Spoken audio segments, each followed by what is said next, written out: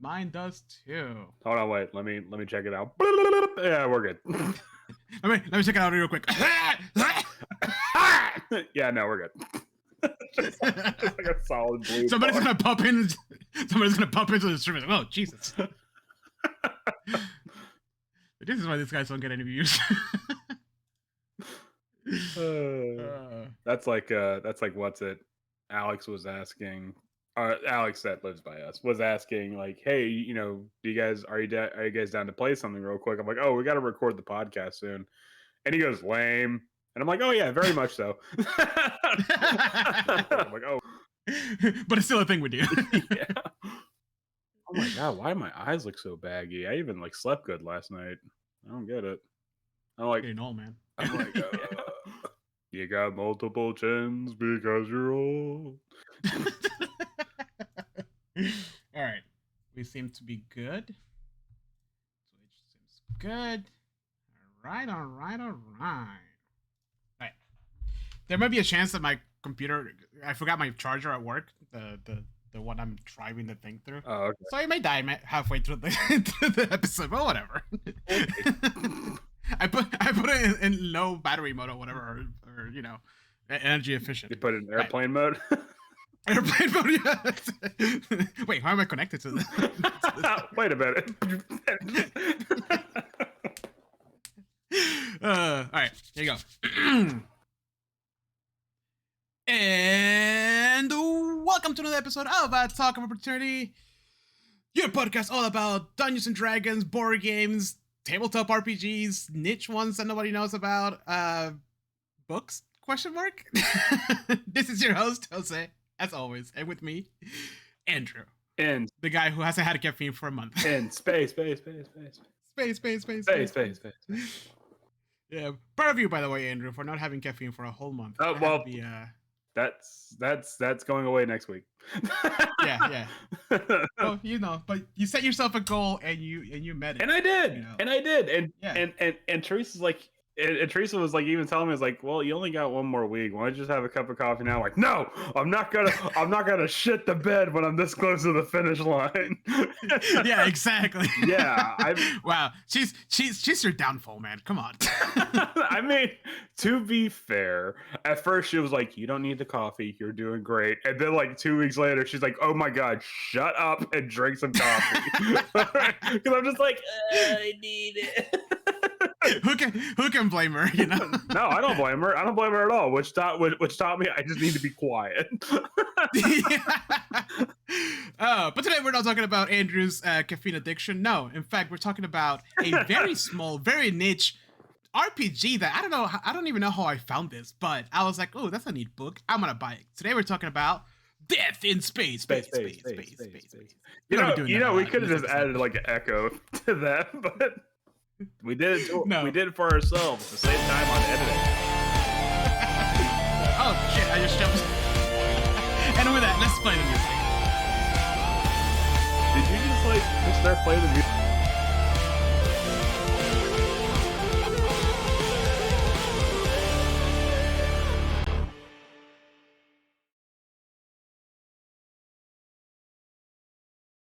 Yeah.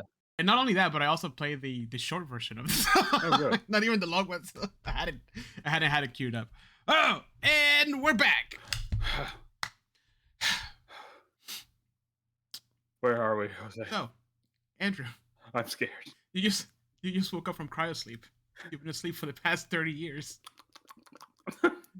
Yeah, you have that weird taste in your mouth. I've been in cryosleep with my mouth open for 37 years. Oh, the morning breath.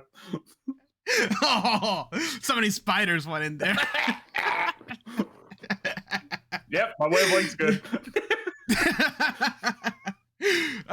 But before we get talking about Death in Space, let's talk about what are you drinking today, Andrew? Okay, so I was searching through this abandoned space station, and I managed to find some dried lemonade packets, and I didn't have any water, so naturally I had to reconstitute it with my own urine. but so you drinking cold lemonade piss? Oh God. It gives it a nutty quality. It's kind of good. Well, the reason why Andrew couldn't find the water after waking up from cryosleep is because I took all of it. Today I'm doing the trifecta with some water. Oh, you're doing one for energy. Because I'm a skinny girl, so I do Alani's. I thought you were doing Celsius. And one for fun. I genuinely wanted to find out what would be a good like hydration, nutrition, digestion. That's not coffee. Next time it will have to be coffee, you know. But you know how they do like the hydration, nutrition, digestion thing. I want that. Like, but what's the one for nutrition? It's like orange juice. Probably maybe like a smoothie of some sort. I also found these hardtack biscuits. So oh wow, this is all I have. So I have to just see. That's my day's ration right there. So let me set the scene here. Andrew woke up from cryosleep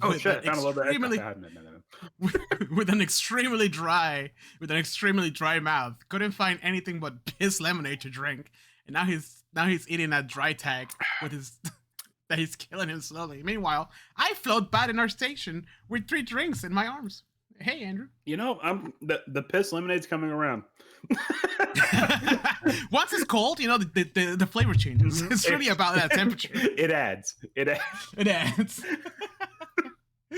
Oh shit. So why am I drinking lemonade piss over here? Because a lot of things have happened in the last 30 years that you've been asleep. Because I'm about to go about. Because it's sterile and I like the taste. Yeah. Oh yeah, we have special music. I've already been playing it. Wow, this is like really, the volume is really low. There you go. Are you playing? Soundscapes. Yeah, the soundscape. I'm doing a soundscape. Soundscape is just like ambient noise in the background, so it's like spooky. So Andrew, Death in Space. I think I mentioned this to you a couple times since we started doing the whole search for like RPGs that are out there and whatever. Mm-hmm. I still can't remember how the hell I ended up with Death in Space, but here it is. It just appeared. Didn't you say you were like looking up like niche RPGs or something like that? It was a video, and then it was that one, and then Enter the Void, which I need to get that book because it looks really cool too.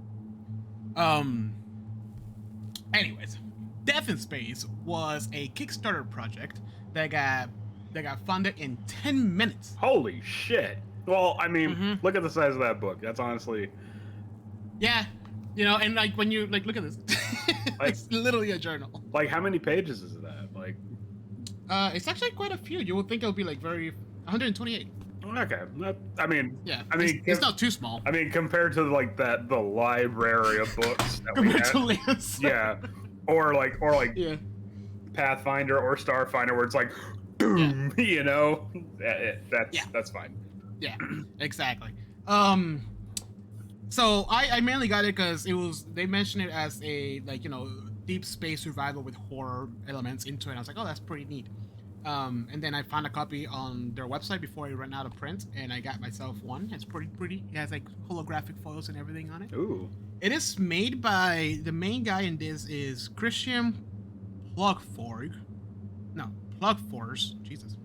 And he is a game developer who worked in Battlefield, and a couple of other games. So he's been around for over 18 years making games. And then he just decided to you know what, fuck it, I'm gonna do an RPG.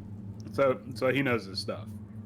Yeah, most definitely. And this is not a bunch of amateurs working out of a garage. Like, correct. The Kickstarter was very successful. Somehow I never heard of it though, even because I think this got back while I was at Cool Stuff. So I don't know how I missed that. And it takes a lot of inspiration from movies like Space Odyssey. There's the books like The Expanse. It has a little bit of Lovecraftian horror infused into this. But more specifically, when it comes to RPGs, it takes a lot of inspiration from the OSR system. Which is just essentially like people who are like, oh, D&D 3 3rd edition is too friendly, it's too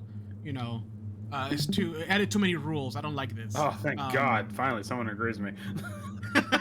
So they were like, you know what? I want old school advanced Dungeons and Dragons. So they took that set of rules, they stripped it out even more to make it like a very very streamlined, very few rules, very open, ended type of RPG. And the main thing really is that somebody explained it, said like in Dungeons and Dragons, you roll for an investigation roll, and the DM is usually like, oh, you roll for investigation, you see that there is a lever that was hidden by whatever, like this type of stuff.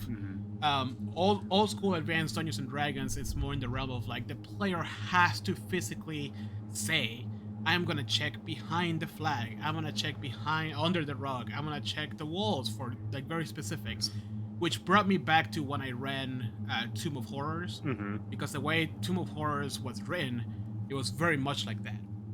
It was very much like the players had to very specifically tell me like, oh, you know, the one orb on the third side this way, the blue one, is the one that you have to touch to open the secret door. Like, it's very specific. I'm actually totally for that, because I there's something that to me kind of takes the magic out, where it's just like, I'm just gonna walk into a room and hopefully if I roll a high enough investigation check, all the secrets will just blow out of the wall or something like that. Exactly. You know? Exactly. So that's kind of like the core principles of an OSR system, right? It's just old school. You don't get experience by killing monsters. You get experience by other means like exploration. I think the main one in Advanced Dungeons and Dragons was the loot that you find. Yeah. So not necessarily like, you know, oh, I killed X amount of goblins, so now I'm level 2. No, it was like, oh, you found the sword of, you know, whatever, which led to a lot more of, you know, oh, you don't have to kill everything on the way there. We're exploring that mountain that has this legend of whatever at the end of it, and that's when you level up. Yeah. All that to say that Death in Space, it is a very small set of rules, and they mention it plenty of time that it's meant to be as streamlined as possible, so anybody can pick it up and make it their own and run it without having to be bogged down by a bunch of rules, and it shows right from the get-go. But before we get into that, let's talk a little bit about the lore of Death in Space. All right, so the Wright brothers, when they invented the All right, we're not going that far back, Andrew. Oh, right. Where did Death in Space take place? It takes place many years into the future. And in fact, I don't think they actually don't say the exact date into the future. But the two major things in this universe is that it takes place roughly 10 years after something called the Gem Wars, and while not everybody, like StarCraft, like you're getting gems to power up things. Yeah. And while not everybody, like, it's not like common knowledge, but it's very much like a up and coming rumor slash piece of fact, is that the universe is collapsing in it on itself. Oh my god. Yes. So starting with the Gem Wars, it was essentially the classic, like, oh, we found this mineral that can allow us to do a bunch of things, including, you know, faster light travel. Well, no faster light travel, space travel, advanced technologies like cryosleep and weaponry and all this kind of stuff that allows you to live in space comfortably. Of course, humans being humans, the first thing that they do is go to war with each other. This war lasted for many generations, and it finally ended in, what is it? Not an explosion, but a fizzle. Is that a saying? Not a bang, but a whimper. Right, not a bang, but a whip. Where like only one corporation kind of like won, quote unquote, but the aftermath of the war was so grave that like all the trading has slowed down because there's just everything was destroyed. People lost touch with faraway systems, you know, and the universe became very stagnant and isolated after the war because it took so many resources from everybody, right? Right after this, a lot of smaller governments and many I'd say many systems, but there's only really one that like is the one that the players take place in, and I already forgot the name. It's like the Torian system. But luckily, I have pages. The Tenebris system, Okay. which is farther away from. Is it called? It's farther away. It's really far away from like the origin of humanity. Nobody has even seen Earth in many years, and this is the only place where quote unquote civilization still um, stands Okay. in a sense. Exists. But exists, yeah. But because of all of this, after the war, uh, the production of new spacecrafts, new weapons, new technologies just ceased to exist. There was no resources. The knowledge was lost.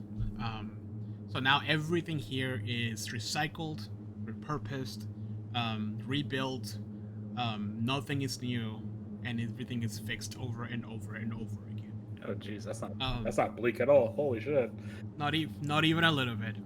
And to add on top of all that, um, communication is very local, and it takes a long time. Imagine the Expanse, how long it took for things. It's very realistic in that sense that it's not faster than light. You know, you communicate with somebody on another planet and it's instantaneously. There's like, you know, there is a delay between conversations. Everything has to be. They described it as it's connecting to a modem. Like it's that slow and that. Oh god. Like that prehistoric, because everything is literally duct taped together. And while there's a lot of there is communication, there is a constant static. There's a constant static in the background that sometimes people hear whispers and other type of noises in the vast emptiness of space. It's very space. Space. That's not okay. Yeah. So navies, it's just in the bullet points here, are people who navigate. They are actually not so much that they navigate, but they are put in throughout the system, like isolated from everybody else, and their whole job is to upkeep and maintain a buoy that allows warp travel. Okay. It is the only thing that's connecting all the systems together, and it's very rare. It's not like anybody can just like, oh, I'm gonna connect to the buoy, and then you have to have the technology and the ship able to carry that away. So these guys are like at the edge of known civilization, and we constantly get reports of people seeing creatures in the darkness, both in the ships and out in space. Creatures so big that eat stars. Some people believe them, a lot of them don't. But everybody agrees that when they hear these stories from these people who come back to the ring is, I'm gonna talk about it, but it's where like most of the civilization is at. You can see that they have been shaken to their core. There's something called the void. People say that is what's heralding the collapse of space. Scientists don't believe in it, but they do agree that space is contracting. Okay, so do you think maybe that whatever these strange creatures are, it's like seeing a bunch of wildlife after like deforestation, and it's just like, oh, we've shooed them out of their natural home. Yep. Yep. That's what a lot of people believe in, because the closer you're at to the edge of space, the louder the static is in your communication.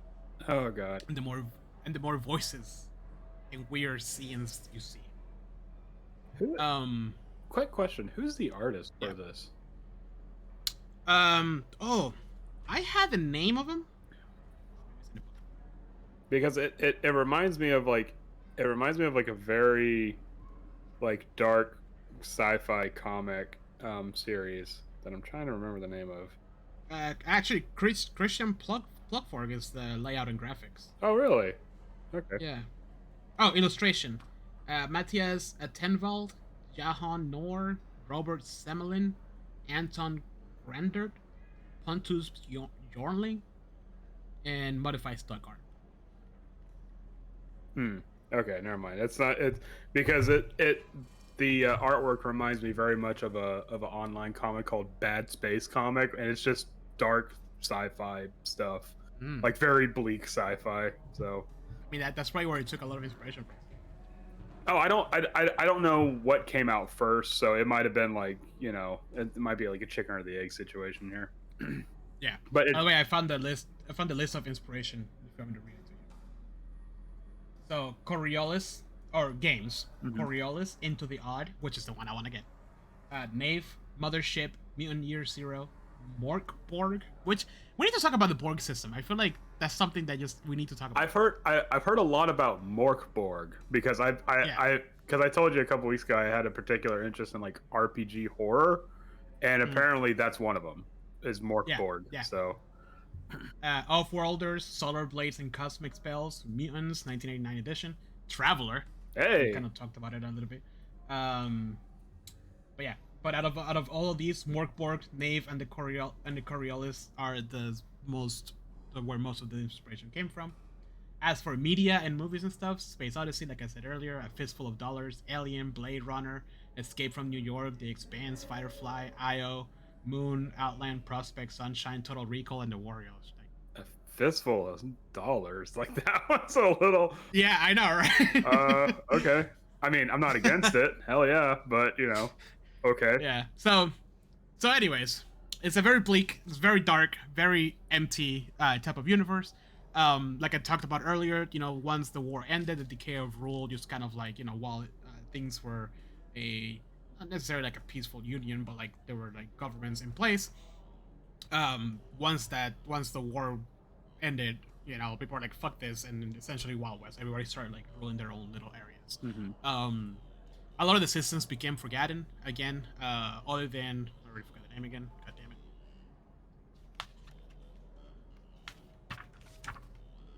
Tenebris system. Okay. I had it open and it closed on me. Other than the Tenebris system, most of the other systems have been forgotten. Nobody knows what's going on there because there's not a lot of communication. It takes too long for anything to get back and forth. And most people are just kind of like, you know what? I don't. The Tenebris system was where like the hub of the gems and the war happened. So everybody outside of that is just kind of like, I don't want to deal with any of that. Yeah. And then the static that permeates all electronics, always there, vague but noticeable, becomes stronger the closer you are to the edge of the known universe. Occasionally, you can make out words in the noise and strange whispers that make no sense. Now, here's a question. You said there was a delay in communication. Mhm. Does that like play into gameplay? Like, is there like a mechanic Yes, for that? Okay, all right. yeah. And the cool thing about this, and you'll probably really appreciate, is that not just for that, but for travel, there's timelines. Oh, okay. Yeah. And the crazy thing is like space travel, for example, it's literally 2 pages. It's very, very. It gives you some useful tables, and is we're gonna go through like a lot of this stuff. But it's very much like here's some base rules. That's it. They're not bugging you down with a lot of descriptions. All right. Within the Tenebris system, there's something called the Iron Ring. The Iron Ring is where most, if not all of the civilization is at, and it's not necessarily a planet. It's literally a ring of put together, duct taped together spaceships and space hubs that just kind of like are there to coexist. Oh, wow. Um, yeah, it's like all ships, all stations. It's just all there. It just makes a big old ring.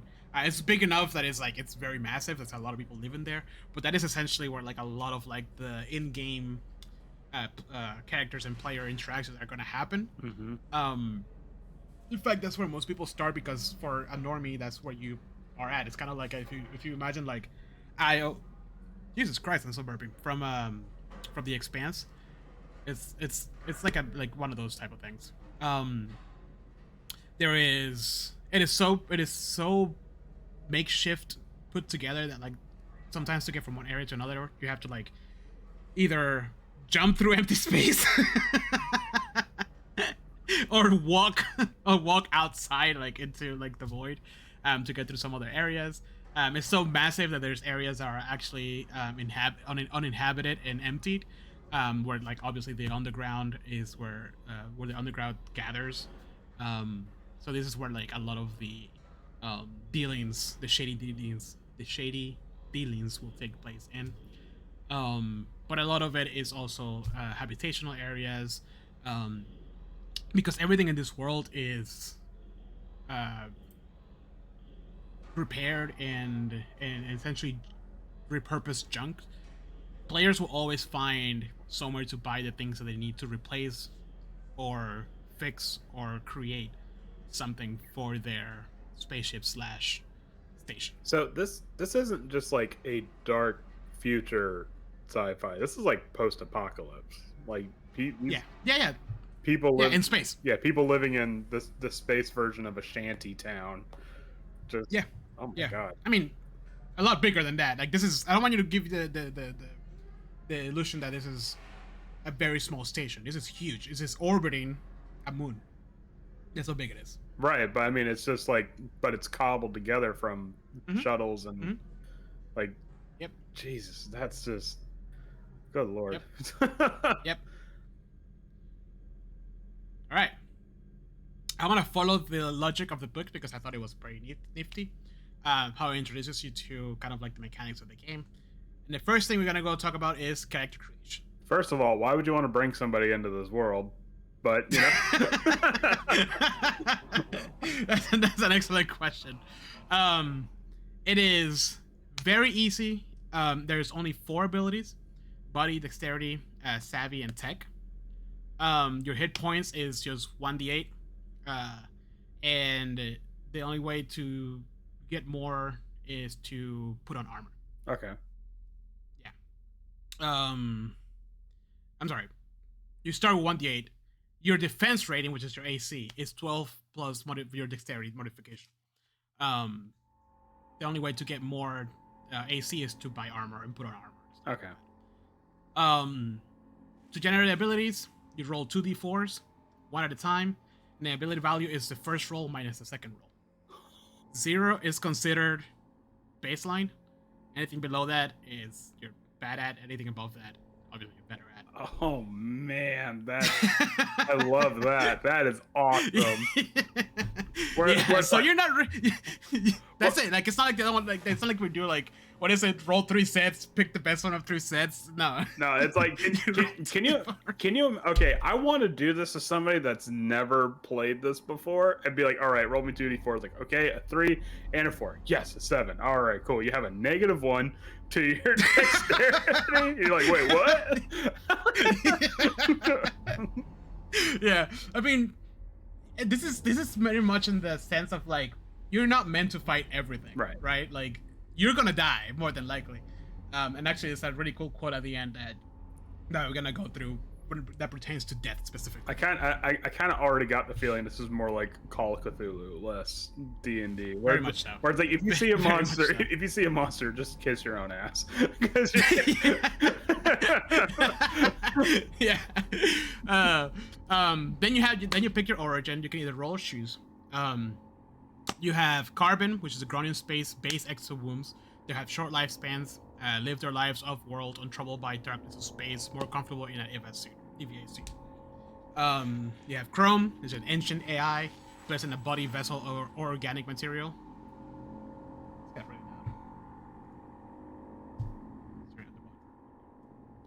now. Which is it's essentially an AI in a body. Right. Then you have your punk, rebellious, non-conformist with a long history. They have seen civilizations collapse and others turn against each other. You have your solo, you hibernate for decades, only staying awake for short periods of time. They dedicate their lives to the scientific study of slow cosmic phenomena. Then the velocity cursed. Cursed. Yeah. Ill-fated ones that have started to lose their connections to reality. They shift and flicker in and out of space-time with glitching faces. Okay. Then you have the void. Rogue, it says nihility, but I think nihilist. Shamans hidden behind masks, picking through synthetic voice scramblers. They have seen visions of the edge of the universe. I like how the Chrome one says that even though it's AI, it still has a neural system that requires oxygen. So it's like, no, you don't get any. Yeah, Like, yeah, no, yeah. no, we all get it. Oxygen. We all got to deal with this shit, man. Yeah, oxygen is important. You're not getting out of it. Yeah. um, and I mean that's pretty much it. Then you move on to this is a cool little illustration that they had in the book. They had a show. I love the art. It's so good. Do the origins give any sort of mechanical purpose, or is it all just like? Yes. Thank you for reminding me. I'm just saying because like the shifting face is one that's like I can see that working against you in a bad way. I was gonna go through this live because I didn't want to put like all the fucking text in here. So I mean, if you want to roll a d6. Yeah, a d6. Yeah. Okay. Let's see what I got. I got a 6. All right. So the void. By the way, you get to pick one of these, right? Okay. So rogue nihility shamans hidden behind masks, but yeah, scramblers. You get to pick one of these two things: voice of the void. You can make nearby electronics emit static and crackling whispers. Okay. Or masked. You have a mask that you can reshape during rest into the resemblance of another face or mask at a distance. It fools most. That's really kind of weird, but yeah. You want to roll? You want to roll again? See what you get, or you want to pick one of these? No, I'll roll again. Fuck it. All right. So which one is that? D6? Or... D6, yeah. Okay. I got a 1. Carbon. Grown in space, extra wounds, all for all, they're comfortable up in space. You get 2 of these abilities. Or, no, so they don't call abilities, they're called benefits. Okay. You get to pick one of these 2. The first one, engineer lungs. 1/2 oxygen compared to everyone else. 1 step for every 2 normal steps. We're gonna go through oxygen. I can't remember the name, I think it's every round, you take 1 step down. So in this case, it's every 2 rounds you take 1 step down. Okay, good. Yeah. And then gearhead, you repair twice as fast. Repair is a very important mechanic in this game. I would imagine so. Seeing how the biggest point of civilization is a scrap ring. So as you can see, each one of these have 2 benefits that you can get. Now is it none of these are like, you hit twice, or you have automatic headshots. Nothing here is mind-blowing. Like, they're all very much like, okay, it makes sense. Nothing's gonna make you stand out. It's a power fantasy, but you're not the main character. But okay, so hold on. These benefits, do you get to pick one, or do you get both? No, one. Okay, that's cool. Okay, I like that. So after you establish your abilities and your origin, we get to pick your details. Okay. So there's backgrounds, traits, and drive, right? To determine your background, trait, and drive, you roll or choose. The tables are, or invent your own, obviously. These help determine who you are and add color to your player character. Finally, give your player character a name. So I'll walk you through it. Out of all these origins, which one do you want? Like, if you were making a character. I would probably just go with Carbon. Let's just go with Carbon right now. Carbon? All right, roll me a d20 to see your background. D20. I got an 8. Gravity Swindler. I don't know what that means. A gravity swindler? A gravity swindler, yeah. So that's your background. I'm looking this up. Yeah, hold on. It's not in the book. The fuck is a gravity swindler?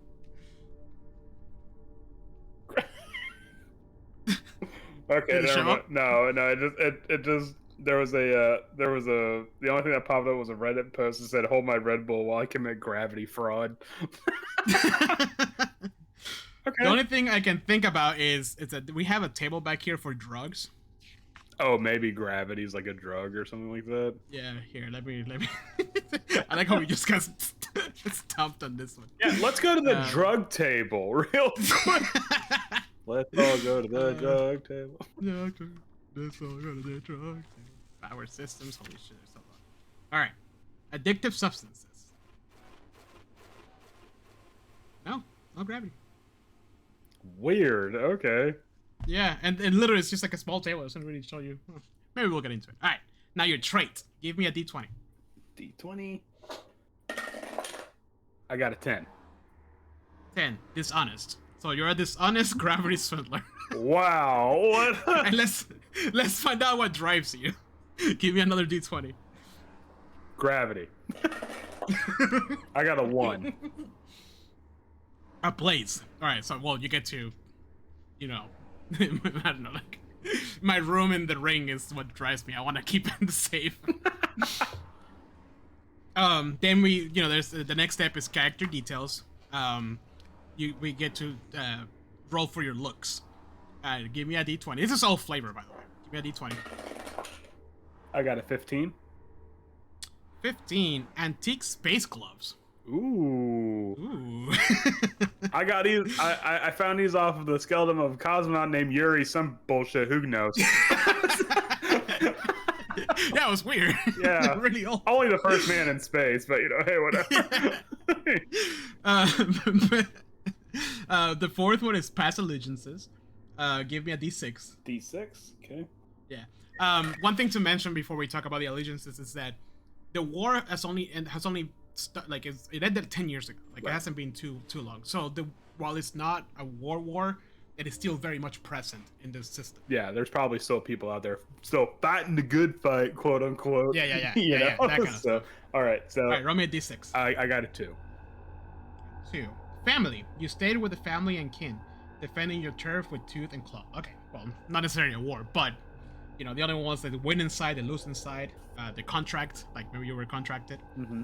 And then your hit points and defense rating. So your stats is 1d8 hit points, plus your body. So roll me, what was it, 2d4s?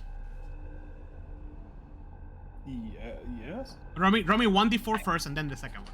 All right, first one. Come on, be a high number. 3. Come on, be lower than a 3. Well, I just dropped that d4. I got a 1. Yes. All right, so you got +2. Woo! So your hit points is 8 maximum, but you recover 1d8 plus 2. So that's pretty good. I'm kind of a beefy boy for this. Yeah. By the way, this is the velocity curse. Oh, that's not terrifying at all. All right. That's a face only a mother could love. So that's kind of like the basics of character creation. Mm-hmm. After that, it's a little bit more flavor. You get like a starting kit, a personal trinket, like that kind of stuff. The starting kit is you get a prospector kit, a ring thug, mercenary, nomad, engineer, explorer, just kind of with tools that kind of make sense. Oh my god, I'm hearing whispers. The song is getting to me. What music? You haven't been playing anything. Andrew, don't say that. That's scary. It's spooky. Okay, something just occurred to me that if this is a world where everything is scrap and repurposed and recycled, what kind of hellscape is an AI gonna go through? Where it's just like I never had a leg. Good lord. Once you're done creating your character and you figured out what you are, what you do, what your allegiances are, and what drives you, the next thing the players have to do is create a hub. Okay. There's 2 types of hubs that you can have: a station or a spacecraft. The book describes that if the players want a station, it's mainly for a campaign that's focused on social interaction. If you want a spacecraft, it's a campaign that's focused on exploration. Okay.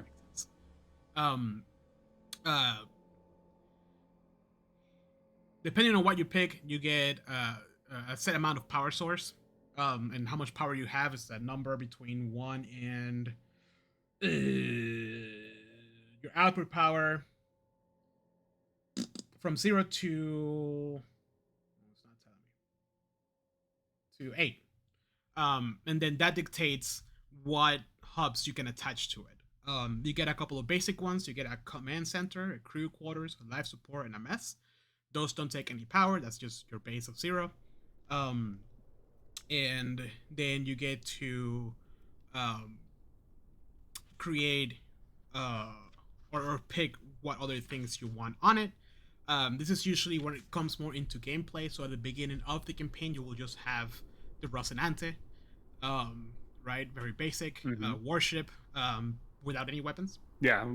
Um, if you want weapons, then that's when like kind of like what starts driving the characters to do certain things, right? In this game, money is hollows. Uh, but sometimes like a lot of the missions you can be like, oh, so you say you want I don't know, a set of turrets for your spacecraft. There's a dealer in the ring. You go to talk to the dealer, and that can kick off some sort of adventure to get you those turrets. Mm-hmm. Probably within the ring itself in the beginning. Right, you're starting to prep for your whatever the main drive of your crew is, exploration, finding something to get out there to do, make a name for yourself. This is kind of like where the cyberpunk stuff comes in, right? Because the world is ending, the universe is ending. Like honestly, you didn't really have to do any of this stuff. Might as well kill yourself. Yeah. But like nobody lives forever. Like you want to. It is up to you to find out what you want to do. Do you want to become like a crazy dealer in the ring or something? Hold some kind of status, or do you want to become an explorer, find what the whispers are, find what's at the edge of the universe? Or Like that's or you could be like my character, who's a dishonest gravity swindler, and just like, I need to get the fuck out of the ring because yeah. now all these people that I owe money to are trying to kill me. It's much worse outside of the ring. You know what? I'll take my chances. So yeah. So anyway, starting spacecraft. You feel So depending on what you choose. Oh, fuel capacity is 6 in the beginning. There you go for a spacecraft, and then for a station it's 4. Okay. Obviously, if you want to upgrade that, you want to upgrade your generator, whatever it is. I think I have a small little. Yep. This is how. Ooh. A spacecraft kind of looks like. It's a cool little illustration. As you can see, it's literally duct taped together. Like it's just bits and pieces of other spaceships. Like this doesn't make sense. It shouldn't fly. It pulls a lot of inspiration from something like The Matrix. It's very much a Frankenstein ship. Mm-hmm. You know. Very much so. Like I like how they took the idea of where, like, when you make a spaceship, you kind of have like an idea in mind, like a sort of a scheme or like a style, and they took that and they were just like clearly they took like 2 or 3 different spaceships already in mind, threw them in a blender, and then came out and pasted this bad boy together. Yep. Because it's like some parts are blocky and some parts are like oblong, and like it's like it does not mesh. It looks horrifying. Yep. So Andrew, what do you want? You want a space station or you want a spaceship? I would actually probably go with the space station. Space station, all right. Your fuel capacity is 4. Let's just leave it at that for now. There's more details into it, but I'm not gonna bug the podcast episode down. Yeah. The next thing you need to pick is your space station, right? Yep. Your background. So roll me a d20 because nothing is new. So what was your space station before you got it? It was probably like a pig farm in space or some shit. I got it 9. 9. Pig farm. Some parts of the hub. Some parts of the hub have turned into organic material after a mold infestation. Oh man. Gross. Just get some bleach, man. Just get. There's no bleach. Oh, damn it. All right, so now let's find out what your hub quirk is. That's not the quirk. No, roll me a d20. That it has a black mold area. Like, we just don't go there. Yeah, just seal it up. Open it to space. I'll kill it. I got a 12. Space is sanitary, right? It'll kill her or make it angrier. I don't know. Either way, it's gonna solve the problem. Yeah. So what do you get? I got a 12. Occasionally, the lights go out for a few seconds, and it is impossible to find the cause.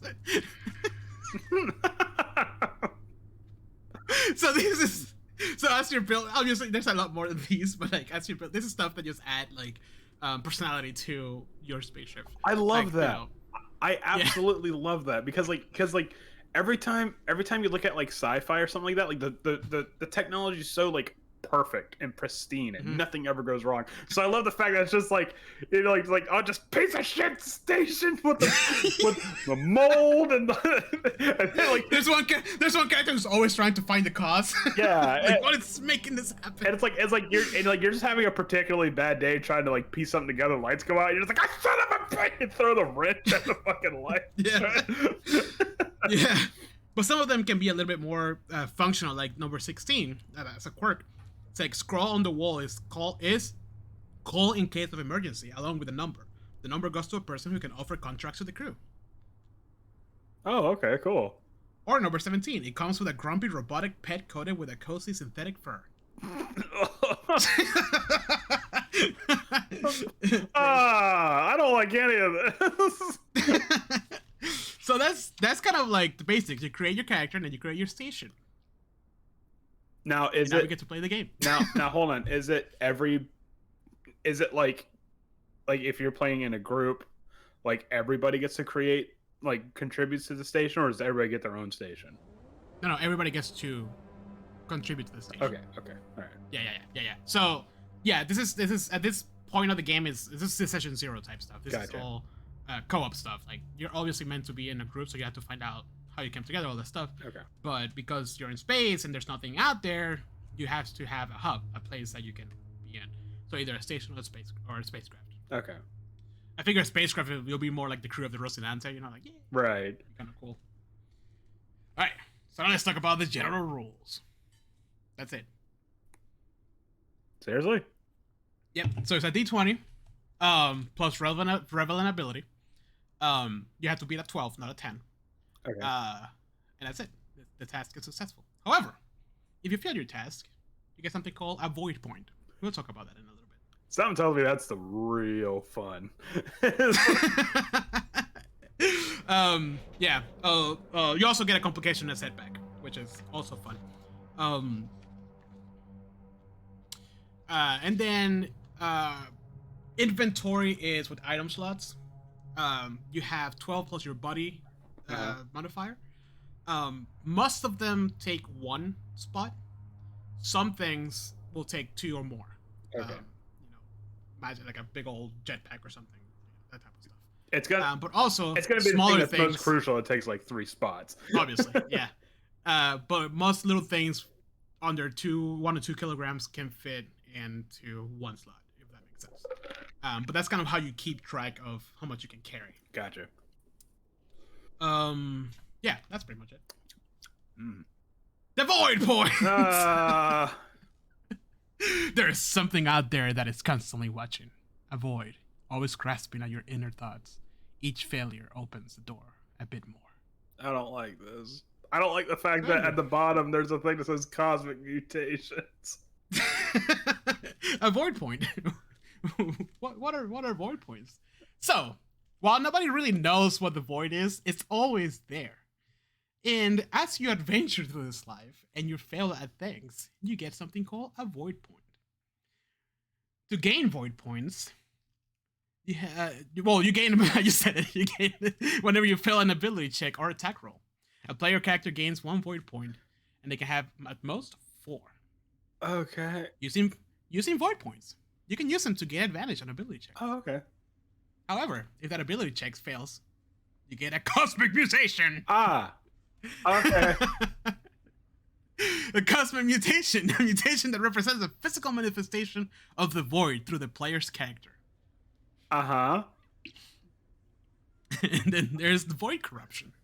When you lose control and let the void surge through your body, it can leave a permanent scar behind. Okay.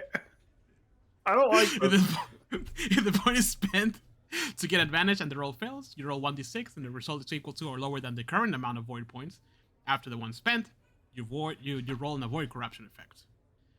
No void points is gained for the failed roll. So that makes sense.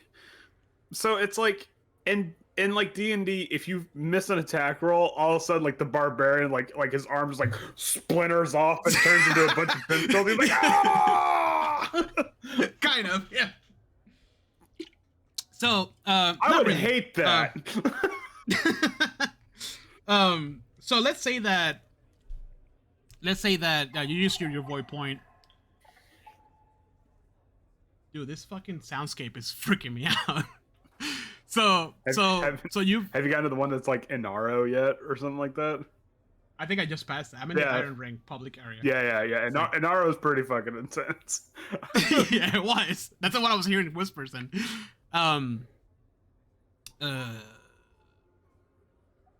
Void. Oh, there's voices in this one. Jesus Christ. Well, that's because it's the public area. I know, but there's like creepy voices. Is everybody creepy in this place? So it's death in space, dude.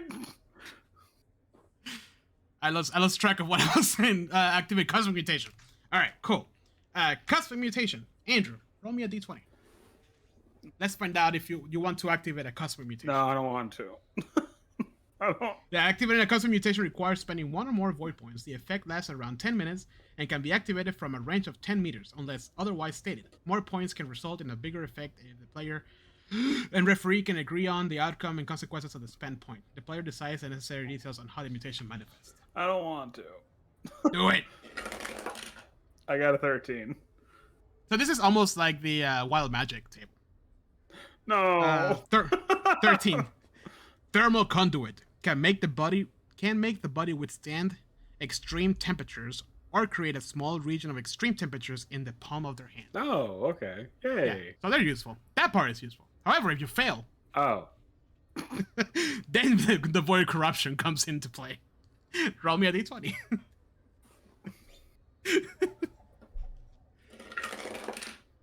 I got a 5.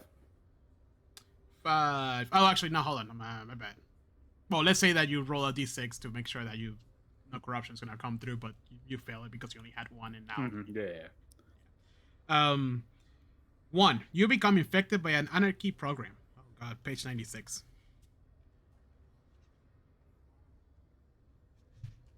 Oh, tables and tools. Anarchy programs. It is unknown whether the anarchy program is natural or artificial. A lethal parasite hidden in creatures' DNA that consumes and reprograms genetic instructions. The host becomes very aggressive before eventually dying. Special. When exposed, victim must succeed on a body check or become infected. So your body check was 2. 3. 2. So roll me a d20. Oh no, I got jammed in the tower. Oh dear, I don't like that at all. I rolled a 5. Okay, so you fail because you needed to beat a 12. So for every roll 1 body check per day. Victim is rid of infection if reaching 3 successes. For every failure, they turn more aggressive. On 3 failures, the victim is forever lost to the void and turns into a port fanatic. So you just become more and more and more and more aggressive. What's a port fanatic? Like a cultist. It's one. There's a whole section for cults. I got infected by cult malware. Yeah, pretty much. Here, let's see. Let me see if I can pull the cult real quick.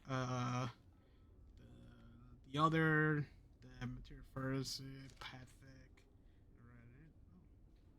cults. It's not here. What the fuck? Yeah. Well, whatever.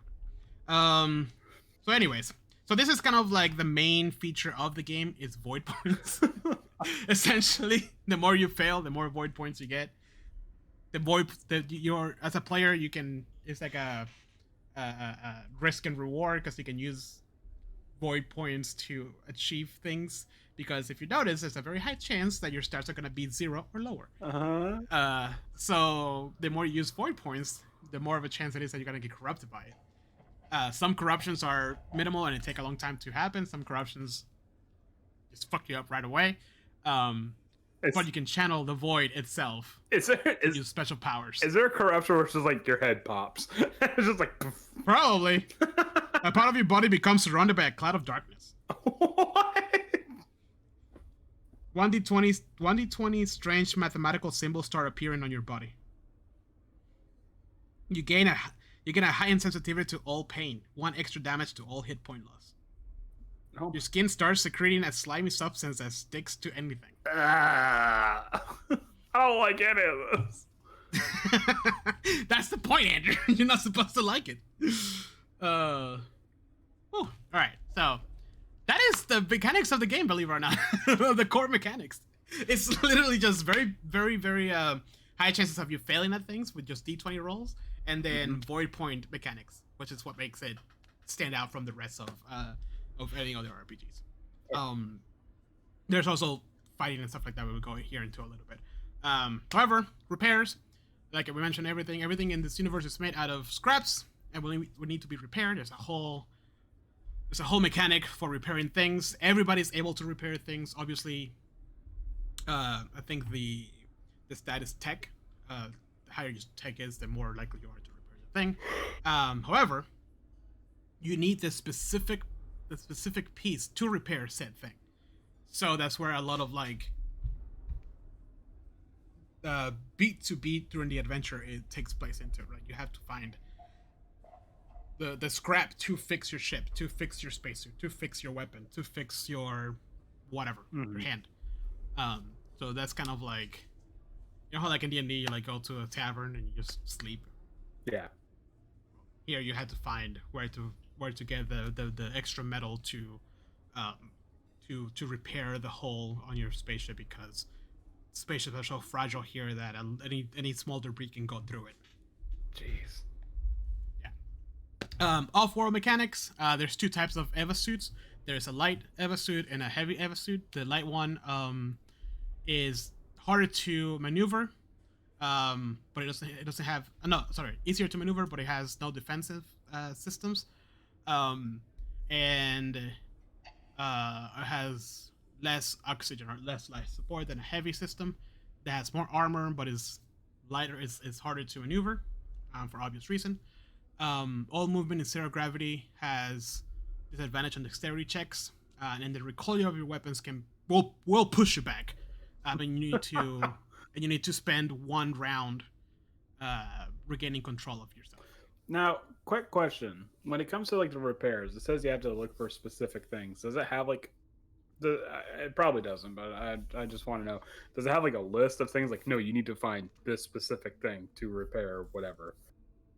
Because that'd be really neat if it's like, oh, this panel and the something or other has like this list of components, and you know. It's an excellent question. I thought I saw a table with some basic stuff.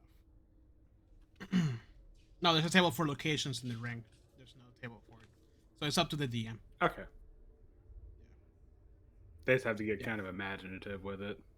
Yeah, because there's modules that you can add to your space station or spacecraft, and it has a small description on it that can give you ideas to how to fix and how to repair things. Okay. There's general modules, tech modules, confrontation modules, which are like weapons and stuff like that, and then no player hubs for other things for like the ring. I would honestly imagine in a setting like this, like even though I know you said there was money, but I would imagine money probably won't come into play as so much as like, hey, I need this for my system, I'll give you this because you have that thing that I need for my system, you know. Correct. So we'll like barter for the barter system is very much like a liable thing to do in this setting. Mm-hmm.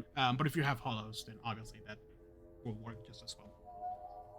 I'm just saying, like I mentioned earlier, like everybody's willing to like step on somebody else. So if somebody can see, if an NPC can see that they can utilize you, because like hollows is fine, but if they can see that a group of adventurers come in, and then like, oh man, this is my opportunity to get that other guy, my competitor, killed or something, you know, they'll try to like get that out of you. I'm just saying, I don't see a lot of economic viability in this kind of world setting. Right. So lack of oxygen exposure to space. If a player character ends up without a source of oxygen, they risk falling unconscious. Makes sense? In the vacuum of space without a suit, a player character can stay unconscious for one combat round. Any exposed liquid, such as in the eyes or in the tongue, immediately boils away. In a suit on or board of a spacecraft outside of combat, a player character falls unconscious after 1d6 minutes. When unconscious without oxygen, a player character survives 1d4 minutes.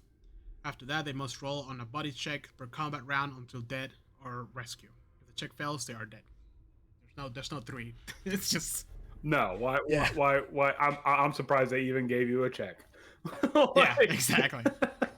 Um, then there is space travel. A lot of this comes down to fuel. Fuel management is very important. If you ever watch Firefly, how they're always like concerned about fuel. Mm-hmm. That's what this is about.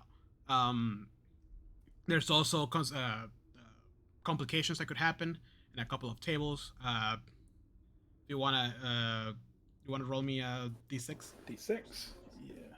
So let's say you travel between systems. Okay. What did I do with my D6? I got a 5. Okay, so that's roll an encounter. That's an encounter table of things that could happen in space. Okay. So let's roll. Let's see what encounter you I don't want to encounter anything. I'm in space. I shouldn't. Roll me a D100. D100. Holy shoot. Wait, hold on. No, I'm sorry. My bad. 1d6. Okay. I got a 1.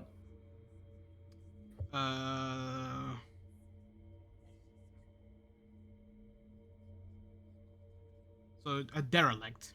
Roll me another 1d6. No, hold on. I got a 4.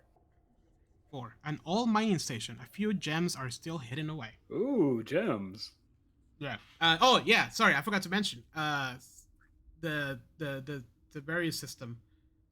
After the war, there is so much debris out there. So much debris that like that's how most people find their scraps to fix their things. So it's totally like finding an old mining ship. You want to go check it out. Right. Literally like the expense. And see what you can find in there. Oh, sorry, Sola. Just kicked my dog by accident. And there's different tables to whether you are like in the habitable zone by the edge and stuff like that. Alongside with time, how long things will take. So it goes all the way from instant travel, weeks, months, years, decade, and millennia. Oh my god, really? Yeah, because there's actual cryosleep here, and I think is which is the one the solo, the one that like cryosleeps themselves. Like they literally like if you cryosleep, you can wake up and everything has changed, powers have shifted. Like it's like a whole thing, but you just want to see when the world's gonna end or when the universe is gonna collapse. You know, like that's your whole mission. Like Right. oh, you know, I want to get a reading of the area. Like that's a normal thing. People try to escape the current situation by cryosleeping and hopefully waking up in a better time. I don't expect that if it's like oh it's like for us to travel here it will take a millennia. I don't imagine that's just something that's just like off the cuff. Like no, this is the game. If we do this, you know. So let's say that. So let's say that you want to travel somewhere that's going to take a millennia. You have to prepare. So like a lot part of the first half of the campaign is preparing your ship to make that trip, right, and getting all your supplies and all that stuff. The second half is doing the travel. The middle part when it might be, you know, some things that happen in between, like we just roll in that table, and then the end game is, oh, we made it to this system. What's here? Nothing. Oh shit. yeah. It's literally not like not even darkness, like literally nothing. Yeah, exactly. So you know, it's a thing that is totally doable. It's just it's not something to be taken lightly. Yeah. Obviously. Good All right. God. So let's talk a little bit about combat. In this game, it's not 6 seconds per round. It's 10 seconds. Okay. In game, the initiative and turn order is decided randomly or by the players. It's also a popcorn system. And all this thing is to emphasize that if you are a team, you are gonna be playing with tactics in mind. Okay, what's the popcorn system? So let's say that you know you find some people, you know, it's obviously a fight. The referee will let the players decide who goes first. It can be them, one of them, or it can be an enemy. Okay. This allows the players to be like, okay, this is what we're gonna do. I'm gonna perch here. I'm gonna do this. I'm gonna set a trap here. This kind of stuff. Okay. Let's say that player 1 decides to go first. You're like, okay, cool. I go first. I do my thing. Now player 2 is gonna do it, and then player 3 picks whoever he wants to go next until everybody has gone one round. Mm-hmm. Does that make sense? Including enemies, they will pick. Okay, now that guy is gonna go. Okay. I mean, what's to stop the players from just be like, no, we always go first. You know, like Nothing. okay. Yeah. Huh. That will probably be something like I need to see like in action before before I really like understand it. Yeah. It's also this is so it is said that if it is unclear, it is determined randomly. Mm-hmm. Obviously, if the another dialogue, if the story is going into like, oh, you get ambushed, obviously the enemy will go first. Right. So the referee will go, okay, this guy's gonna go first, and then he's gonna pick his friend, all this stuff. Or they're freaking be like, okay, this guy's gonna go first, then the other enemy's gonna go next, and then you guys are gonna go, and then they take over. Okay. What if we're going into like, oh, we know there's enemy there, and then initially happens, then the popcorn system starts, because okay, they're not being ambushed, they're walking in with tactics, they're prepared for this. So it should all be. It's almost like if heroes first, enemies next. Heroes right. first, enemies. I'm not, like I said, I'm not opposed to it. I just like I would just need to like kind of see it in action, and there might be something where it's like, oh, we've set a trap for them before combat even started, so we're just like we'll go ahead and give them the first turn so that way they can walk into it. Maybe I don't know. Yep. So. Yep. Exactly. Attacks are very similar to D&D. You roll a d20. You add your body or tech depending on what you're doing. Body is obviously for mostly melee attacks. Tech is for weapons or other things that are ranged. Okay. Against the opponent's defense ratings, which is 12 plus dexterity plus armor. You can also do a risky attack, which leaves the character open for an immediate counterattack if failed. The benefits of that is that you do one extra die of damage, but if you fail the attack, you're open for also a critical. Okay. Criticals, natural 20 on an attack roll. The attack deals one extra die of damage. That's pretty much what it is. Death in space. This was not how you were meant to leave this universe. It's when you die, by the way. As the last drops of life leave your body, you have a final vision, accompanied by a deafening static. Roll on the death table. Page 55. So Andrew, roll me a d20 because you died. Your character is DD. Or died in space. Or am I? That's how you did. I got a 20, a natural 20. 20. You float in the middle of everything. You see the last second of existence before the cosmos closes around you. Nothing exists. Holy shit. So yeah, when you die, there's like a whole thing like, oh, you get a vision of how you were supposed to die. Not this wasn't it. And then the game encourages you to roll another character. That's kind of cool. But yeah, so then if you roll a 7, a dormant bacteria inside you evolves and multiplies 1,000-fold. They explode out of all of your body's openings. So like this is what you're seeing is how you were supposed to die as opposed to how you actually.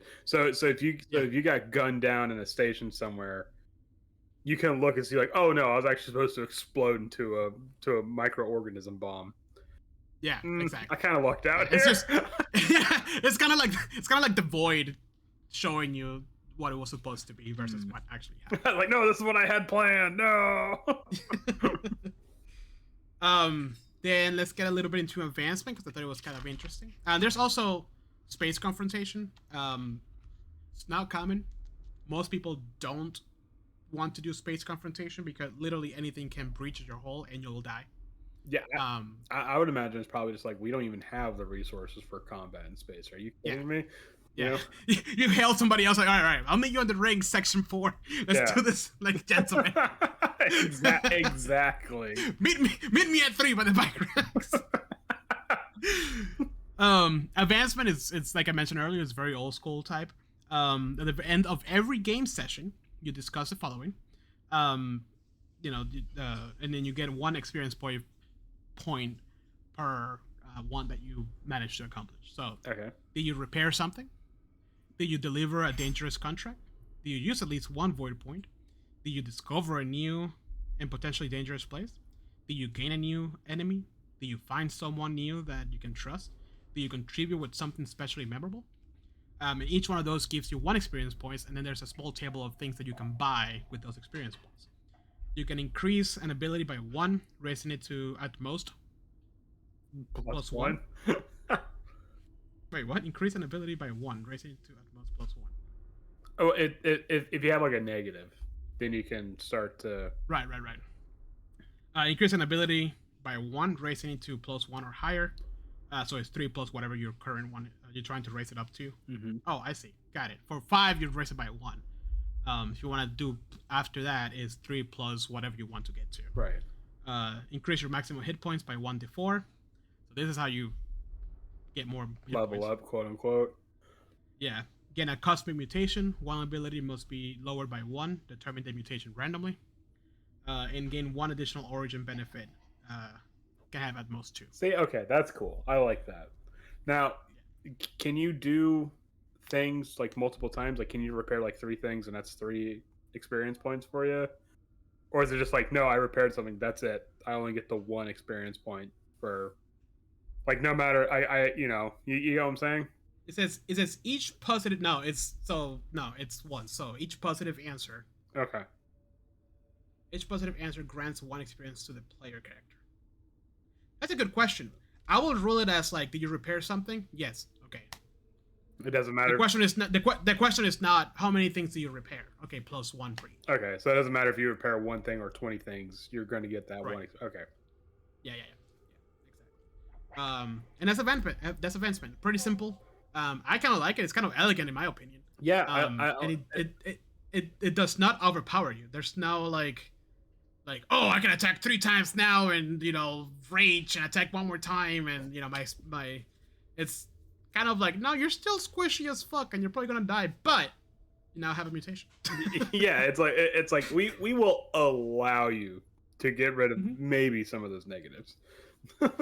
Yeah, and I also love the fact that you can you roll 1d4 even though your hit die is 1d8. Yeah. So your life goes up a little bit, which it makes sense. That's kind of how you're just a little tougher. But like for this setting, I feel like this is actually just in kind of any RPG setting at all. I feel like this is a very realistic way of leveling up. Mm-hmm. Like you just get a little bit tougher. Like you're not going to be Herculean or anything like that, but you might get a little tougher.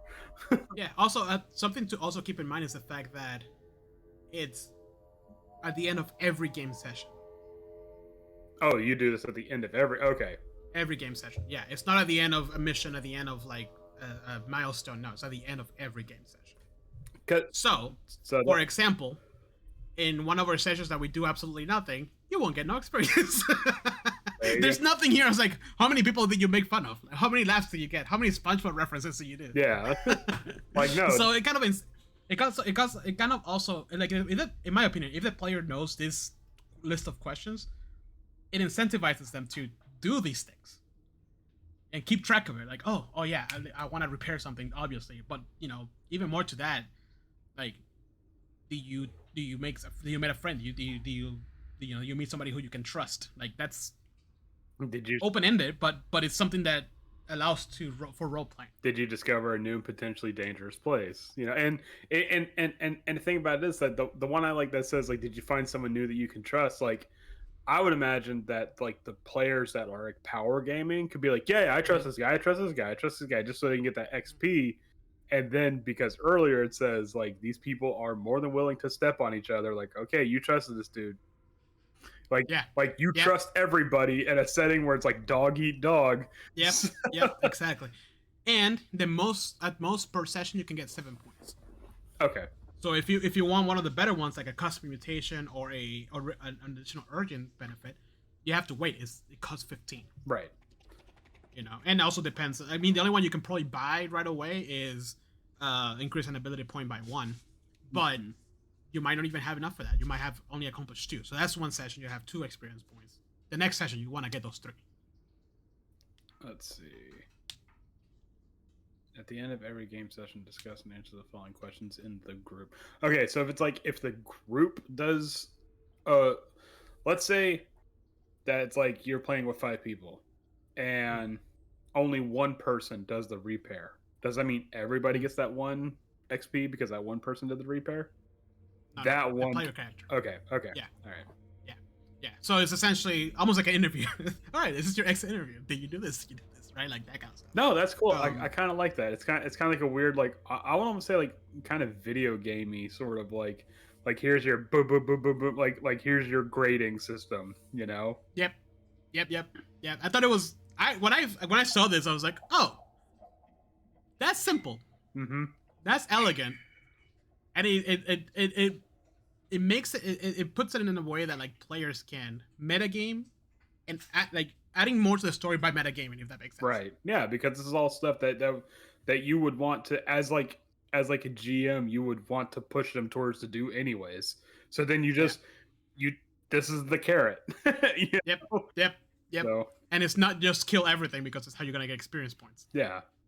Because I feel like in D&D is like if you're doing milestones, doesn't really matter, right? Because you're like, oh, we just want to get to the next big story beat. Right. But if you're doing the traditional experience and you're like, oh, I'm gonna kill everything, you know? Yeah. Because like there's no, and correct me if I'm wrong, but in D&D I don't think there's like, if you find the Hand of Vecna, you get, 200,000 experience points or whatever. Like there's nothing like that. Or like if you find this hidden place or this new area that nobody has seen before, you get.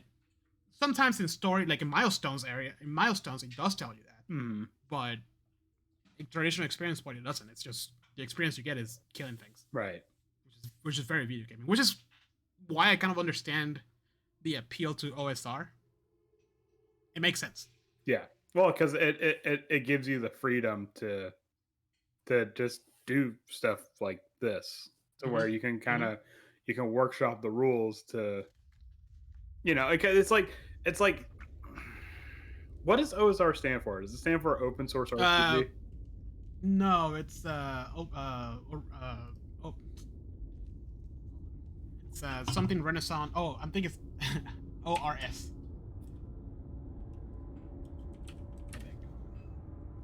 Yeah, it's OSR. I looked it up. There's 2 meanings. There's 2 interpretations, but it's 2. Come on.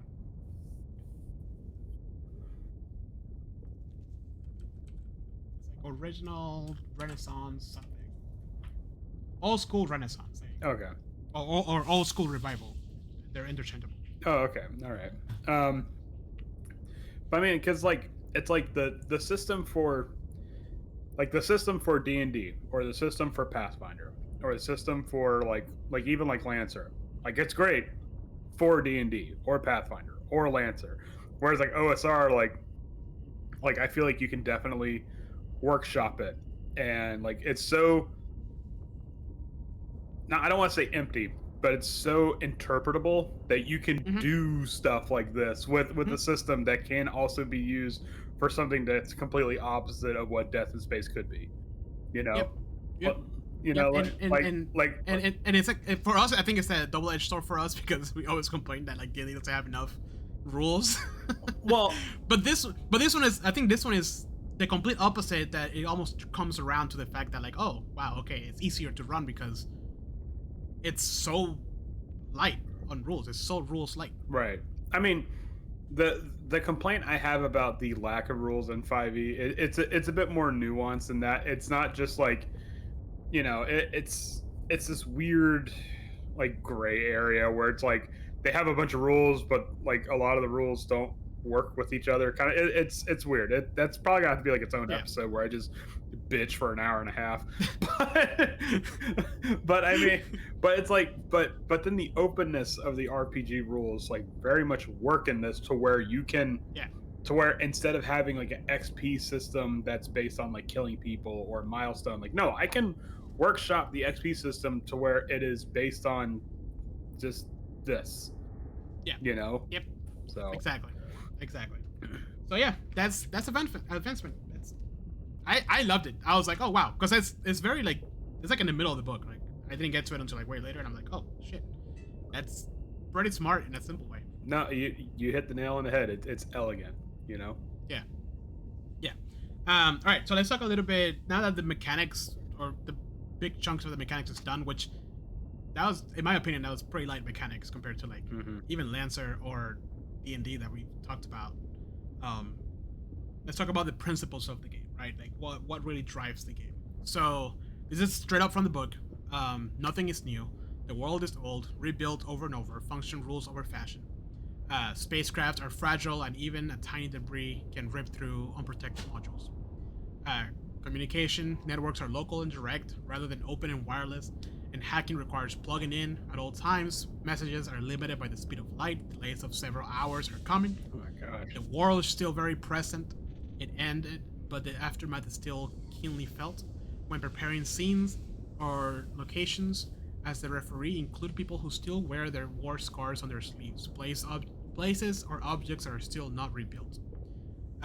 Distant stations are silent. Barely anyone knows what is going on at the outer rim space station, the outer rim space stations, or in the other stellar systems. Traveling takes time. Space travel is slow and suffocating. There is plenty of time to kill, and you are confined in a small space. Convey the vast distances with a sense of isolation and claustrophobia. And Who Wants to Live Forever, time is perceived differently when you can put life on hold in cryo sleep. Things can change. People you once knew may be gone. Power could have shifted. The world can be very different when you wake. Involve the players. Let the players create details in the setting and help create your version of the setting. Present meaningful choices to the players to enable them to get ownership of where the campaign ends up. And rules and ruling. Roll when there are stakes involved. If there is no reasonable chance of failure or no cost associated, let the player's characters succeed without a roll. The rules are meant to be quick and simple to use. See, and I feel like that, particularly that last one, will very much cut out the whole like wacky, goofy, like, oh, like this guy has a low tech bonus, but he's somehow managed to hack into the thing. Like, no, Mm-hmm. like, can we be a little serious about this? All right. Yeah, yeah. Space is collapsing in on itself. Can we, Yep. Now, quick question. The one that says traveling takes time. How would you role play like a long, boring space travel, like with like claustrophobic? Because like that's the one thing. Like, because we can kind of already rule out the idea that playing this game for enjoyment is the wrong way to approach it. You're playing this game for an experience, Mm-hmm. and sometimes an experience and enjoyment is two totally different things. And so I would feel like if I was playing this game, it's because I want to live in this like kind of, at least for a little bit, for like an hour and a half or so, like live in this bleak future where like like where every day is a fight for survival. So how would you So like play something so like the claustrophobia and stuff?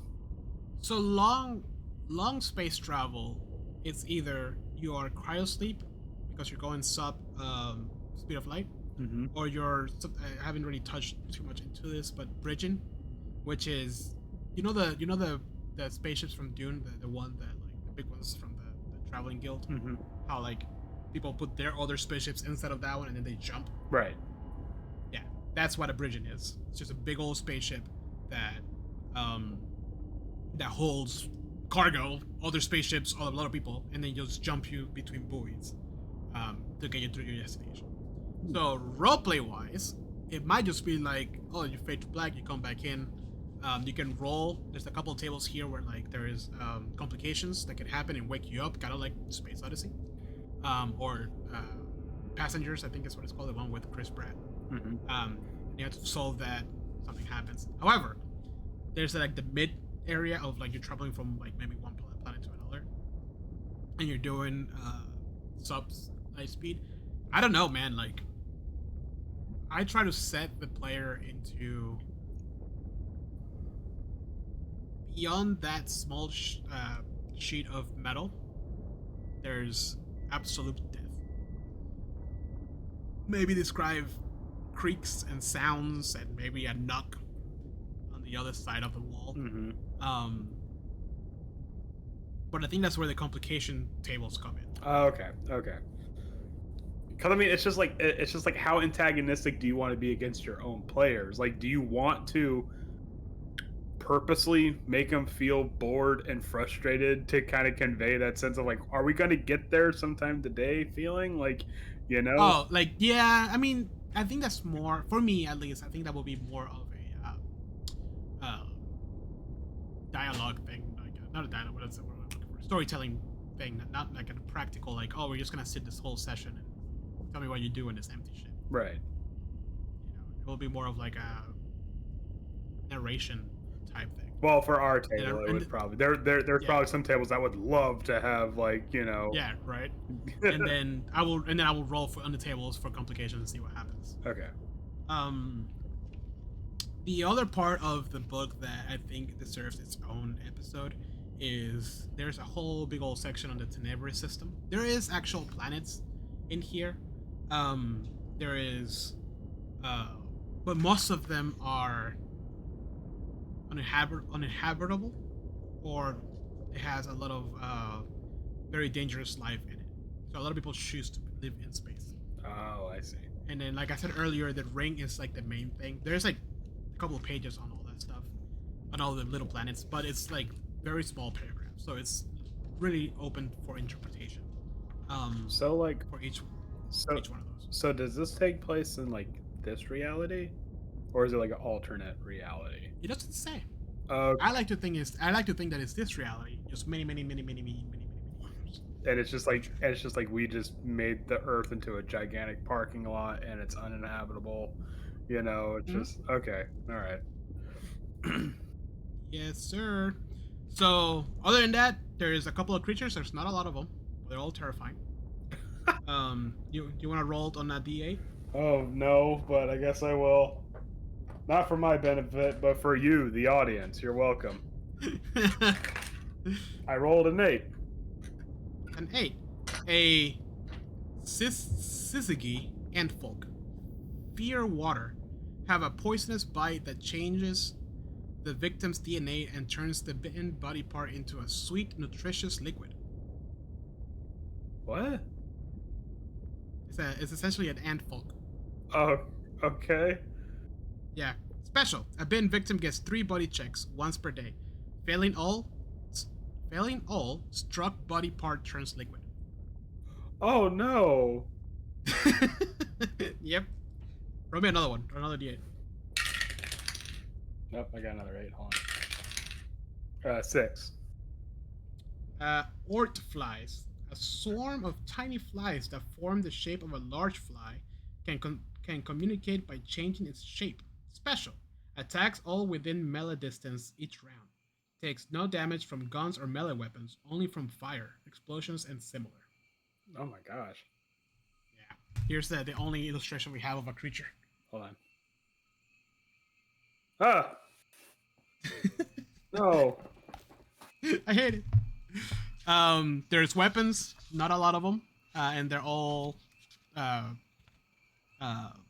they're all fragile and they can break. They will break. You have to repair them eventually.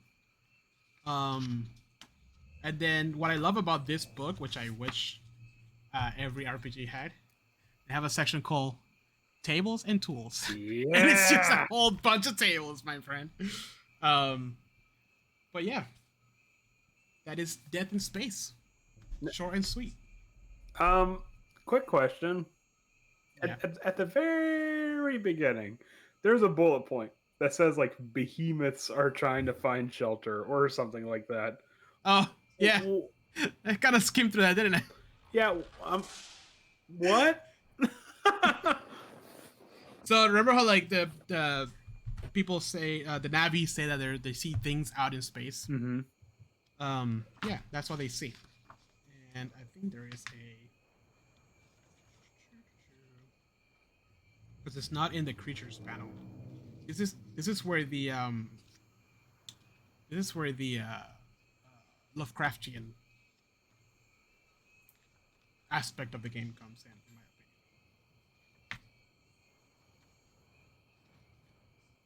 opinion. And this space encounters. Let's see.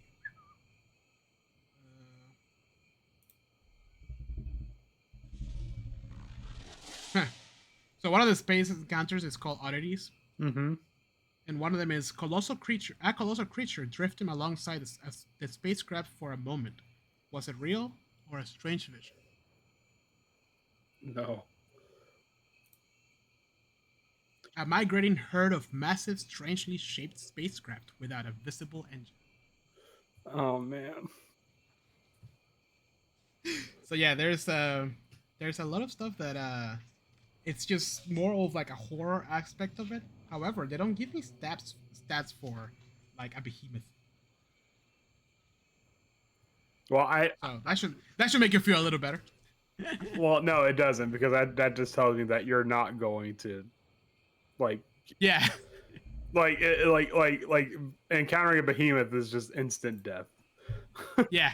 Well, I mean, it's behemoth. I think is used there more in the size of it, not the actual monster. Mm-hmm. I think this is more of like the things that those navies are seeing. They're describing as behemoth in size because they see it as they're eating stars. Right. Good lord. Yeah. So death in space. What do you think, Andrew? It's bleak. It's awful. I hate it. I can't wait to play it. Yeah, I think there's an adventure here. I haven't read it, but I think this is like a shorter type of game in my opinion. I don't think this will be too much fun in like a long campaign type stuff. No. No, I don't I see this being like the 5 to 7 sessions max. You know? Yeah, yeah. Because I like the aspect of survival. I like the aspect of like you're gonna die more than likely, right? Like when I read that it was like 2d4s and then you subtract one from the other, I was like, oh wow, there's a high chance for a negative number there. And it's not like you roll. It says it specifically in the book. It's not you don't roll both of them at once and then decide which one to subtract from which. You roll one first and then the other. Yep. You subtract the second from the first one. Oh. So it's very specific about that because if you roll a 1 and an 8, you're gonna be like, oh, subtract a 1 from an 8. No. From a 1 from a 4. No. Yeah. No. No, I negative 3. no, I like this. I particularly am like I'm getting more fond of games where it has like an anti-power fantasy. You know, because it's just I don't know. It's just maybe it's just because we've just been playing 5e for so long. It's just like no, I want to feel scared. I want to die. Let me die. Kill me. Kill me, you coward. Yeah. I don't know. I want to run it obviously because I think it'll be really fun. But I think there's a lot in between us and then this game. Yeah. There's Lancer. There's Cyberpunk. There's there was the one that Robert wanted to run. Yeah, Trophy. Trophy. Yep. Call of Yep. Cthulhu. I actually very much still want to try Trophy. I was actually talking to Teresa about it earlier about how that was unfortunately kind of dangled in front of me at the board game weekend. I'm just like, and like as I'm sitting there playing Scythe and stuff like that, a game I've been waiting like 4 years to play. I'm like, not that Scythe wasn't fun. Scythe was great. Scythe lived up to all my expectations. But it's just like ooh, you know, like yeah, yeah, it was kind of sad that we didn't get to play that one, but like there was a lot of that happened that weekend. I would totally be down to play it, Robert, in case you're listening. Oh man! All right, well that's it for Death Space. Let's move on to my favorite section of the episode. Session highlights. I don't have any. Andrew. I don't have any session highlights. What do you mean you don't have a session highlight? Because I planned for a prison break and you guys didn't do it. Is that what you were planning? Yes. There was no way, bro. There was no way. Like the whole time. I'm sorry. I'm sure you were actually surprised. I was like, wow, No. these guys are actually. No, actually, I it was actually like kind of not like a revelation, but it was just like, what's it? When I was like putting some more stuff, like putting some more thought into it. And this was like a couple actually like a couple months ago. I was like, they're probably not gonna do this. So I better look to see if there's another way they can achieve what they want to achieve. Like, I don't want to back them into a corner. So me whispering you that I wanted to befriend all the guards was like the complete opposite. No, I mean that no, it's just like I wanna make their food so tasty that they like me. No, it's not that. It's just like it was just like it was something. It was an event that I'm like, this would be cool in a vacuum, but like I don't want the players to feel like they were forced to do it and stuff like that. Like that's just at that point that's just bad DMing. So I'm like, okay, let me see if there's So I looked through the whole book again to see if there was like other options, and yeah, so there were. So yeah, I think I think the minute there was an anti-magic field in the whole area, there was no way. At least not Octavio. Like, yeah, no way. It was like, nah, I'm sleepy. well, I mean, there were still ways you could participate, like I said. But anyways, it's okay. But let's get down to what actually happened in the campaign versus me being like, curses to everybody. Curse the players role playing. How dare they role play in this RPG game? Yeah, I think it was 2 sessions, right? We were at in the prison, yeah. Rebel Sent, yeah. I don't know what it was about the previous session, but we just had a case of the sillies, and it was just like what's it? Chris was being like, oh my god, yeah. Chris was being like a weird like masochist person, and I forgot about that. and like Swift was trying to bond with Beery over the last thing they should be bonding over, which was like time of the month kind of stuff. Yeah. And I'm like, all right, that's it. 10-minute break. We're done. Yeah. It got kind of weird. I'm not gonna lie. It was pretty funny though. It got pretty weird. Yeah. Yeah, I think for Octavio, my session highlight will be, I think, just befriending the kitchen. I was like, okay, let me make it tea. And then the fucking like the warden didn't let the homeboy drink the tea. I'm like, what the hell? I worked so hard on that. Well, no, it was just from the player's perspective. Like they're interviewing this guy. They're grilling this guy for information. And then like, oh, and as Valish Gant, Octavia, rolling persuasion check. Natural 20. Fuck. Okay. Anyways. Yep. And like, meanwhile, the guards are having a fucking going away party for Octavia, who's their new best friend. Yeah, and then freaking Beery trying to kill everything. Actually, even her, she was like, towards the end, she was like, you know what? I don't think this is a good idea. He's trying to fight the not fight the violent approach to But I mean, also we're not gonna trust a member, like a wizard from the Arcane Brotherhood. From the Arcane Brotherhood, yeah. I was gonna say the Red Wizard. But it's not No. If it was a Red Wizard of Thay, like, no, fuck them. They can stay in there for all I care. Yeah. But yeah. No. So next session, I like at the end of the section where we're like, so right or left? Yeah, I mean, and that's why I straight up asked, okay, where are we going next? Because I need to prep it. I can't just just shoot anything off the cuff here. So yeah, no, it makes sense. I think we're getting to like those parts of the game where like they're like very big things about to happen. Yeah, we are. No, I'm not gonna say anything. Yes, big things are happening now. So yeah. I mean, y'all like what, level 9 or something? I think we're level 10 already. You're level 10? Oh, okay. Well then, shit. Andrew's gonna make a shit. I gotta add more. Gotta have to double the HP for some of these enemies coming up. Oh man. Oh well. Anything else, Andrew? Nope, that's it. That's all I got. Just like weird character bonding moments over stuff I wish they weren't talking about. Yeah. I'm surprised we didn't get the turned off by Twitch.